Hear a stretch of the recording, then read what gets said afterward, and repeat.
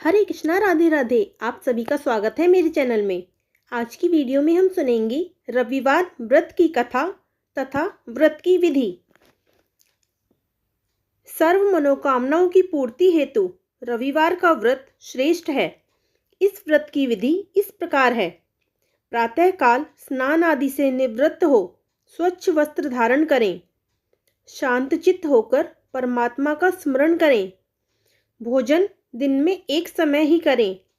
भोजन तथा फलाहार सूर्य के प्रकाश रहते ही कर लेना उचित है। यदि निराहार रहने पर सूर्य छिप जाए तो दूसरे दिन सूर्य उदय हो जाने पर अर्घ देने के बाद ही भोजन करें। व्रत के अंत में व्रत कथा सुननी चाहिए। व्रत के दिन नमक युक्त तेल युक्त भोजन कदापि ग्रहण ना करें। इस व्रत के करने से मान सम्मान बढ़ता है तथा शत्रुओं का नाश होता है। आँख की पीड़ा के अतिरिक्त अन्य सब पीड़ाएं दूर होती हैं। तो ये थी व्रत की विधि। अब सुनते हैं रविवार व्रत की कथा। एक बुढ़िया थी। उसका नियम था वह प्रति रविवार को सवेरे ही स्नान आदि कर घर को गौ के गोबर से लीपकर फिर भोजन तैयार कर भगवान को भोग लगा स्वयं भोजन करती थी। ऐसा व्रत करने से उसका घर अनेक प्रकार के धन धान्य से पूर्ण था। श्री हरि की कृपा से घर में किसी प्रकार का विघ्न या दुख नहीं था। सब प्रकार से घर में आनंद रहता था। इस तरह कुछ समय बीत जाने पर उसकी एक पड़ोसन, जिसकी गौ का गोबर वह बुढ़िया लाया करती थी, विचार करने लगी कि यह वृद्धा हमेशा मेरी गाय का गोबर ले जाती है, इसीलिए अपनी गाय को घर के भीतर बांधने लग गई। बुढ़िया को गोबर ना मिलने से रविवार के दिन अपने घर को ना लीप सकी, इसीलिए उसने ना तो भोजन बनाया और ना ही भगवान को भोग लगाया तथा स्वयं भी उसने भोजन नहीं किया। इस प्रकार उसने निराहार व्रत किया। रात्रि हो गई और वह भूखी ही सो गई। रात्रि में भगवान ने उसे स्वप्न में दर्शन दिया और भोजन न बनाने तथा भोग न लगाने का कारण पूछा। वृद्धा ने गोबर न मिलने का कारण सुनाया।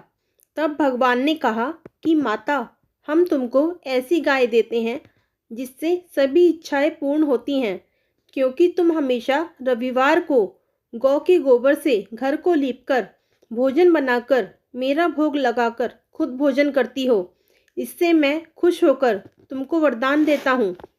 निर्धन को धन और बांझ स्त्रियों को पुत्र देकर दुखों को दूर करता हूँ तथा अंत समय में मोक्ष देता हूँ।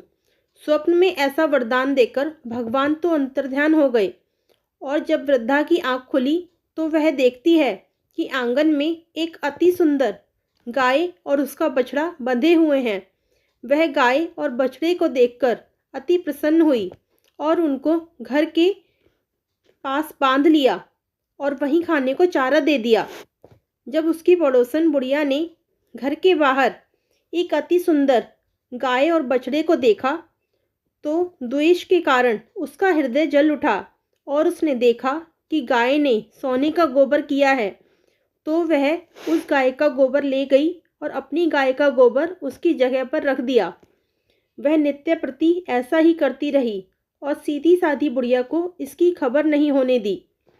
तब सर्वव्यापी ईश्वर ने सोचा कि चालाक पड़ोसन के कर्म से बुढ़िया ठगी जा रही है, तो ईश्वर ने संध्या के समय अपनी माया से बड़े जोर की आंधी चला दी। बुढ़िया ने अंधेरे के भय से अपनी गौ को भीतर बांध लिया। प्रातःकाल जब वृद्धा ने देखा कि गाय ने सोने का गोबर दिया है तो उसके आश्चर्य की सीमा न रही और वह प्रतिदिन गाय को घर के भीतर बांधने लगी। उधर पड़ोसन ने देखा कि बुढ़िया गाय को घर के भीतर बांधने लगी है और उसका सोने का गोबर उठाने का दांव नहीं चल रहा, तो वह ईर्ष्या से जल उठी और कुछ न उपाय देख पड़ोसन ने उस देश के राजा की सभा में जाकर कहा, महाराज, मेरे पड़ोस में एक वृद्धा के पास ऐसी गाय है जो आप जैसे राजाओं के ही योग्य है। वह नित्य सोने का गोबर देती है। आप उस सोने से प्रजा का पालन करिए वह वृद्धा इतने सोने का क्या करेगी। राजा ने यह बात सुन अपने दूतों को वृद्धा के घर गाय लाने की आज्ञा दी। वृद्धा प्रातः ईश्वर का भोग लगा भोजन ग्रहण करने ही जा रही थी कि राजा के कर्मचारी गाय खोलकर ले गए। वृद्धा काफी रोई चिल्लाई, किंतु कर्मचारियों के सामने कोई क्या कहता। उस दिन वृद्धा गऊ के वियोग में भोजन न खा सकी और रात भर रो रो कर ईश्वर से गाय को पुनः पाने के लिए प्रार्थना करती रही। उधर राजा गाय को देखकर बहुत प्रसन्न हुआ, लेकिन सुबह जैसे ही वह उठा, सारा महल गोबर से भरा दिखाई देने लगा। राजा यह देखकर घबरा गया। भगवान ने रात्रि में राजा को स्वप्न में कहा कि राजा, गाय वृद्धा को लौटाने में ही तेरा भला है। उसके रविवार के व्रत से प्रसन्न होकर मैंने ही उसे ये गाय दी थी। प्रातः होते ही राजा ने वृद्धा को बुलाकर बहुत से धन के साथ सम्मान सहित गऊ और बछड़ा लौटा दिया। उसकी पड़ोसन दुष्ट बुढ़िया को बुलाकर उचित दंड दिया। इतना करने के बाद राजा के महल की गंदगी दूर हुई।